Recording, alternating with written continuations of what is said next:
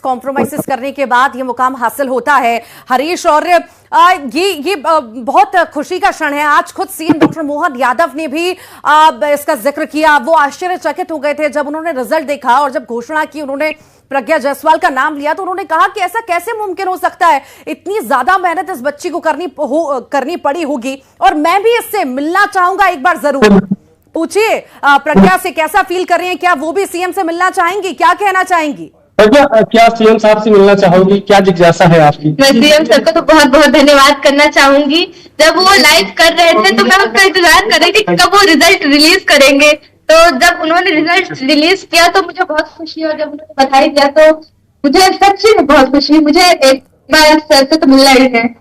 मिलने की जिज्ञासा? हाँ बिल्कुल बिल्कुल। तो ऋतु बिल्कुल जो प्रज्ञा है वो बिल्कुल तैयार है कि हम सीएम साहब से मिलने के लिए भी आतुर हैं, और उनसे एक खुशी जो है वो उसका इजहार जो कहना चाहिए वो तमाम तरीके से लोग कर रहे हैं। और यहाँ जब से मैं आया हूँ देख रहा हूँ स्कूल में तमाम लोग मिठाइयाँ लेके आ रहे हैं और प्रज्ञा को बधाइयाँ भी दे रहे हैं और मिठाइयाँ भी खिला रहे हैं। बाकी मिलने के लिए भी उत्साहित प्रज्ञा नजर आ रही है। और ये भी सवाल करिएगा कि आखिर किसी तरह की उम्मीद सरकार से कि हायर स्टडीज के लिए, आगे की पढ़ाई के लिए क्या किसी तरह की मदद वो चाहती हैं, या कोई उम्मीद रखती हैं सरकार से, ऐसा कुछ जहन में?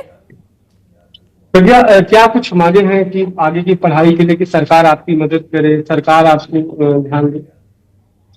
मैं वैसे तो कोई मांगना नहीं चाहती। हमारे पापा जी बहुत अच्छे हैं, वो सारी चीजें हमको फैसिलिटीज प्रोवाइड करते हैं। तो हमारी सरकार से ही अच्छी है जो के लिए जरूर करें, जो बच्चे पढ़ने में अच्छे हैं। ठीक, बहुत बहुत शुक्रिया हरीश, तस्वीरें दिखाने के लिए बहुत बहुत शुक्रिया।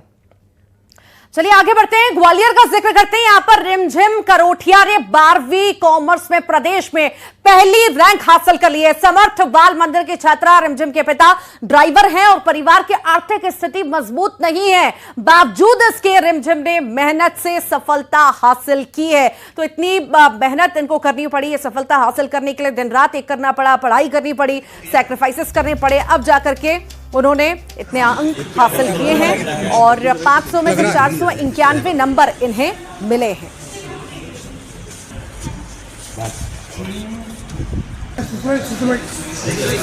रिमझिम ने 12वीं में कॉमर्स में टॉप किया है और उसे आज अपनी इस उपलब्धि पे गर्व है। आज खबर सुनने के बाद ही रिमझिम अपने स्कूल पहुंची है। रिमझिम हमारे साथ है, साइकिल से आई है। रिमझिम, आप ये बताइए कि कितनी खुशी है, किस तरह की जानकारी आपको लगी है आज? सर बहुत खुशी है और विश्वास ही नहीं हो रहा था। पहले तो 3-4 बार रिजल्ट देखा, तब जाके बिलीव हुआ कि 98% बने। ये किसको, कामयाबी का किसको श्रेय देंगी आप? मम्मी पापा को और टीचर्स को, बहुत ज़्यादा उन्होंने मेहनत की है मेरे ऊपर।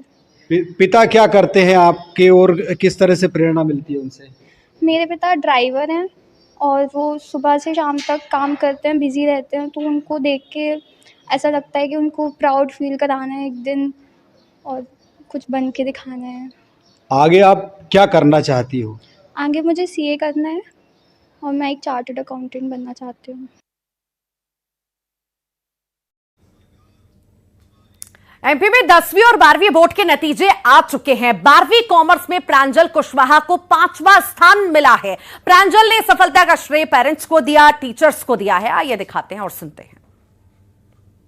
लड़कियों ने इस बार पूरे प्रदेश में बाजी मारी है। हालांकि पहले भी लड़कियां ही प्रदेश में बाजी मारती रही हैं, लड़के पीछे होते रहे हैं, लेकिन दमोह का एक जो बहुत समय के बाद प्रदेश में किसी विषय में टॉप आने वाली लड़की है। इसके पहले कृषि संकाय में एक लड़के ने टॉप किया था, लेकिन अब गार्गी अग्रवाल जो है जीव विज्ञान समूह में उन्होंने टॉप किया है। और उनके घर पर हमें उनसे सीधे बातचीत कर लेते हैं, उनके परिजनों से बातचीत कर लेते हैं कि किस तरह से मेहनत उन्होंने की है। तो ये टॉप का जो है वो जश्न है। गार्गी के आंखों में आंसू हैं, वो खुशी के आंसू हैं। हालांकि उसको दमोह के लोग या उसके परिवार के लोग, मोहल्ले के लोग खुशी के नाम से जानते हैं। गार्गी अग्रवाल उसके स्कूल का नाम है, उससे बात कर लेते हैं। गार्गी, प्रथम स्थान हासिल किया है जीव विज्ञान समूह में। पहले तो बताया कि जीव विज्ञान समूह लेने का मन में क्यों विचार आया था, जो आपने विषय लिया? मेरी पूरी परिवार ही मेडिकल फील्ड में है, इसलिए मैंने उस समय ऐसी इम्पल्सिव डिसीजन में बायोलॉजी ले ली थी। मैंने आगे पीछे का कुछ ज्यादा सोचा नहीं था कि मैं आगे क्या करूंगी। मैंने बस 11th स्टार्ट करने से पहले बस ऐसे ही ले लिया था बायोलॉजी। तो कैसे ये मुकाम हासिल किया, कितने घंटे पढ़ाई की, क्या प्रेरणा मिली? स्कूल में जितना देर स्कूल लगता था मैं रेगुलर स्कूल जाती थी, उसके बाद घर पे थोड़ा सा रेस्ट करके 4-5 घंटे डेली सेल्फ स्टडी करती थी मैं, उससे मैंने ये प्राप्त किया। मोबाइल देखा नहीं ऐसा सुना हमने, जी, कैसा किया? मेरे पास अभी तक मेरी 12th कंप्लीट हो गई, मेरे पास अभी तक मेरा पर्सनल फोन नहीं है। मैं जो भी वीडियोस, एजुकेशनल वीडियोस वगैरह देखती थी वो अपनी मम्मी के फोन में ही देखती थी और मैंने उसका ही फायदा उठाया है। अगर फोन का सदुपयोग किया जाए तो वो बहुत उपयोगी चीज है, मैंने वही फायदा उठाया है। 12th में टॉप, प्रदेश में टॉप बायोलॉजी में, अब क्या करना है? अब मेरे इंटरेस्ट की अगर बात की जाए तो मुझे डिजाइनिंग में, इंटीरियर डिजाइनिंग में बहुत शौक है मेरा, उसमें अगर मुझे वो करने का मौका मिलेगा तो मैं वो करना चाहूंगी। मतलब बायोलॉजी फील्ड तो अलग तरह की होती है, फैशन डिजाइन अलग है,